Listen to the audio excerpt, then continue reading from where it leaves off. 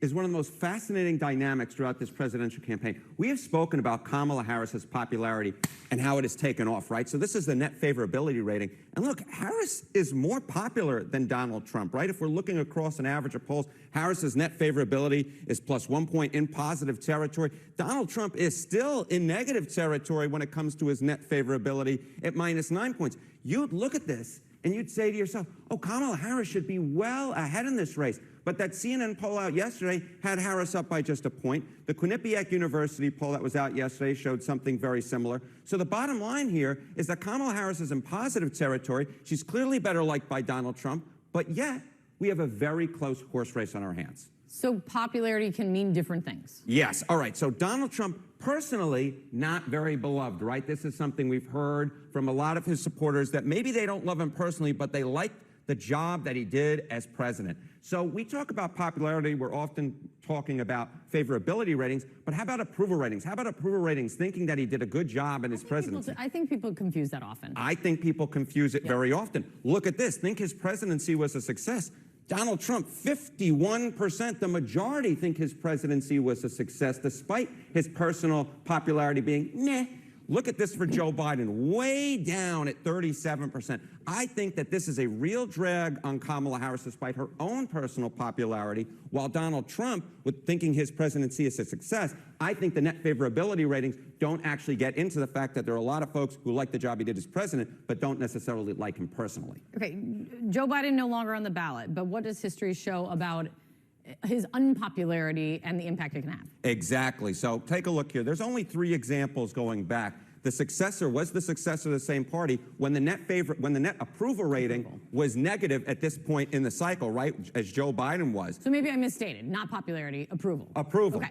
So here we go. George W. Bush, obviously a Republican, didn't succeed him. Lyndon Johnson, there was no Democrat who succeeded him. Harry Truman, no Democrat who succeeded him. Now we're looking at Joe Biden. Can a Democrat succeed him despite his net approval rating being as low as it is? History isn't so kind, but again, we're really just looking at a sample size of 3. But the bottom line is, I think we can say Joe Biden is a drag on Kamala Harris, despite her own popularity, at least measured through net favorability. So going forward, we can make a distinction and should dig into it when we're talking about popularity. Are we talking about approval, job performance, or favorability? How people feel about the Exactly. One favors Kamala Harris, the net favorability ratings. The approval ratings, I think, favor Donald Trump, given that you have 51% who think his presidency was a success.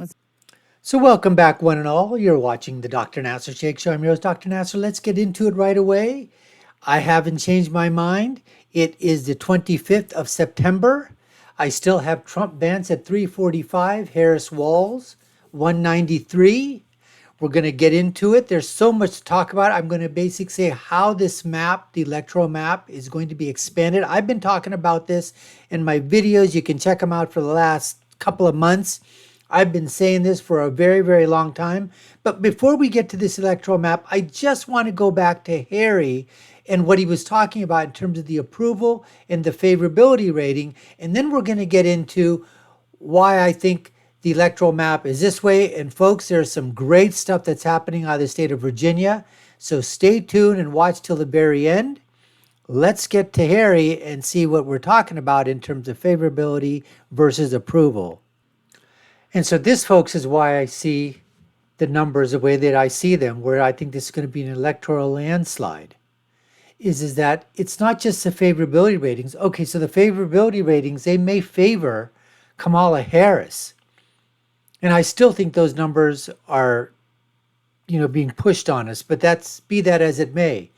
But overall, those people that thought that President Trump's presidency, and they approved of it, they're not going anywhere. And those people that may be on the fence, and those first-time voters that are coming out, and I'm going to show you some statistics later on, that show that about 20 to 25% of the people coming out in Virginia early on are first-time voters in heavily red districts that voted heavily, obviously, for Donald Trump back in 2020. So I think that this 37% number is like a yoke around Kamala Harris's neck and dragging her down as well. I don't believe this race is close at all. I think he's up about Now we've seen polls that are talking about him being up +2, +3 nationally. I think he's up +5, even +6 nationally. And in the swing states, I think he's up at least 4 to 5 points in all of them, including North Carolina. So that's where I'm coming from. So let's go back to my map of that 345. I'll show you how I got to that. And then we'll show you some of the unbelievable statistics that are coming out of Virginia. That's in play. New Hampshire, they say, is in play. They're even talking about that Maine at large may be at play. Now, I've got to check some of that information out, but Maine at large? That's absolutely shocking, folks. And what's happening in Virginia, even more. Let's go to some of those right now. So you see it. Now, how did I come up with 345? Well, Nevada, I've got likely. Arizona, likely. I'm giving him New Mexico, folks. I really think with the way he's doing with Hispanic and Latino voters, and the shift is coming to the right. I know in Albuquerque, yes, that's where he's got, but I have a feeling that if we can keep Albuquerque close, the surrounding areas are going to bring home New Mexico to possibly a 1 to 2 point win for him. Same thing in Minnesota. I think this Rust Belt, PA, Michigan, Wisconsin, the dominoes are going to fall for him into Minnesota as well. I really believe Minnesota, if in Hillary Clinton, remember, you've got the Green Party, Libertarian Party. They're on the ballot now. No one's talking about this. You've got third, fourth, fifth party candidates now that are, and Jill Stein, huge, not on the ballot in 2020, on the ballot in 2024. Abandon Harris, abandon Biden movement by the Arabs, both Muslim, Arab Americans, both Muslim and Christian, in the state of Michigan. Stein was a spoiler also, took away votes from Hillary Clinton back in 2016. I believe the same thing is going to happen now. Donald Trump is at 18% with Muslim voters. Harris is at 12%. Stein's at 40%. They were talking about in Nevada, 27% of Muslim voters in Nevada are for Trump, 29% for Harris. She leads by 2 points over there. Muslim mayor, Democrat, Hamtramck, Michigan, endorses Donald Trump. What do you think that's going to do when you're talking about razor thin edges? But I think he's going to win Michigan at the end, probably by 1 to 3 points. Somewhere in that range, I believe he's going to do it. Virginia, I think that's going to fall for Donald Trump. Haven't changed my mind at all. New Hampshire. And then we're talking about Nebraska too. All right, all those. Now, let's talk about this key state of Virginia. And let me show you some things that are happening in Virginia that are going to absolutely knock your freaking socks off, folks. Here's Quinnipiac that just dropped. Now, Quinnipiac had what? Just a few days ago, a week ago, they were saying that Harris was up like 5 in Georgia, 4 to 5 in Georgia, 4 up in the battleground states, Nevada, in Arizona, in North Carolina. Yet she was only up 1 nationally, but she was up +3 to 5, depending upon which state you were taking a look at out there in terms of that. That's what was happening.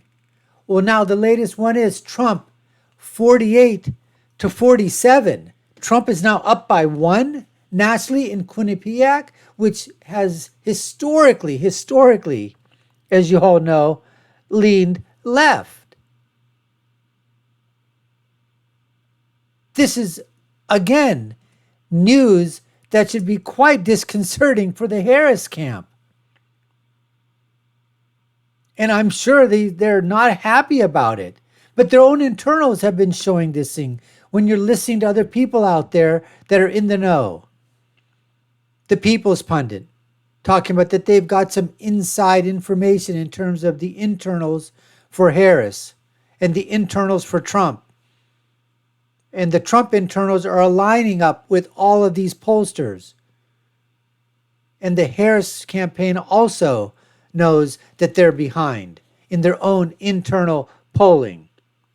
Let's check something else out from Quinnipiac. Take a look at this. So the crosstabs are basically showing that back in 2020, Biden was plus 11 at this time. And as we've said before, this is a very left-wing biased pollster. But now they're joining Rasmussen, New York Times, Atlas Intel, Big Data, Pew. And we talked about this already. He's already up +1. Now, let's take a look and see what Gallup does. Now, Gallup has stopped doing presidential polls, but they still do things like party identification and a whole bunch of others. Take a look at what Gallup has done in terms of the trend that occurs in terms of party identification and how that has ramifications into which party puts their gets the presidency. Check this out from Gallup, folks. So here you have Gallup, and their track record is basically pretty damn accurate on the national popular vote. And how they do it, they track the party identification, those that are leaning. Look what they've been predicting go back to 2008. At that time, party identification was D +8. Obama ended up winning at 7.2. 2012, it fell to D +4. Obama was 3.9. I mean, look at this. It's 0.1. 2016, Clinton, D +3. She ended up 2.1, and we all know that she lost. In 2020, Democrat enthusiasm up, D +5, Biden 4.5. Right now, Gallup is saying party identification is in the Republican column. It's +3. That's Gallup. We've already seen where New York Times, Rasmussen, People's Pundit, Atlas Intel are talking about in that 3 to 4 range. Trump underperforms, so I think he underperforms in some of these battleground states by 3 to 4 points. So this year nationally, I'm saying that let's not even say that he gets 4 points additional nationally. Let's even take that by half. So if he's 3 to 4 right now, I'm giving him another 2 because he overperforms. And these things don't happen in a vacuum. When the dominoes fall, they start to fall. So if he's +3 and you add 2 to that, that's +5. And I was saying, okay, that he's probably somewhere around +5, +6. And as we talked about, the environment in 2016, Clinton 2.1. And what happens? He swept the battlegrounds. Now, let's talk about what's happening in Virginia. Check this out. So here's what's happening in Southwest Virginia, which is a very, very strong Trump area. Turnout, as he's saying, is through the freaking roof. In Buchanan, they're up over 200%. Craig County, up over 230%. In Scott, 192%. And if this is Smith or Smythe, 456%, folks. In counties that in 2020 voted for Trump, 60 to 70%. And of course, he's saying these trends have increased since Friday. We're going to keep our eyes on whether they continue for the rest of the week and up until the close of early voting. If that doesn't give you some, something to cheer about, well, check this out.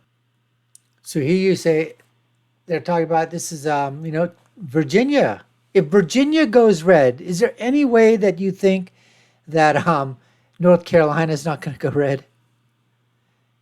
And as we've been talking about, turnout in red areas is not exceptionally high, but it's new. I mentioned this earlier on in the video. 20% are first-time voters. Now, he does say in this tweet here that Democratic Fairfax turnout is high as well, but it's not at the rate of the red counties. Now, the only thing we have to sort of temper this with is remember in 2022, the mobilization of the Democrats was so high at the polls that the intensity was there. So the question is, we already know that in many states across America, mail-in votes, or asking to get early mail-in ballots, were down dramatically in Democratic strongholds. Wasn't like that in 2022 or in 2020 with the COVID. So the question is, are we going to see a huge blue wave? That's something that you can't tell. But based on the numbers in terms of not, the numbers down tremendously in asking for early voter applications, early voter ballots, early voting right now in Pennsylvania and other areas, surging in the red counties. Luzerne County flipping to red, Bucks County flipping to red in terms of registered voters in Pennsylvania. All of these things, okay, that's happening out there, folks. I want you to check this out as well. So you see here, this is from Rich Barris, the People's Pundit. Reminder that high turnout, it's almost certainly bad for Democrats if it's a high turnout for Republicans. He said you're all still living in a bygone era. Now, the new and never voted, according to Rich Barris, are significantly more for Donald Trump than the traditional likely voter high propensity electorate. So, according to Rich Barris, the new and never voted, they're the ones that probably are going to decide the next president of the United States of America in these, 6 to 7 or 8 battleground swing states that they talk about. Love to hear your comments. What do you think about it? Just gives you some, thought processes that are out there. Why I'm thinking the way that I am, from our lips to God's ears, right? Absolutely. Anyways, we appreciate you taking the time to watch. You've been watching the Dr. Nasser Shake Show. I've been your host. My name is Dr. Nasser. If you haven't done so already, subscribe to the channel, like, share, and follow. You all know what to do. Take a look at our video links here and here. My final thought is always, when you're right, and when you're left, you're wrong. Until next time, folks, take care and stay safe.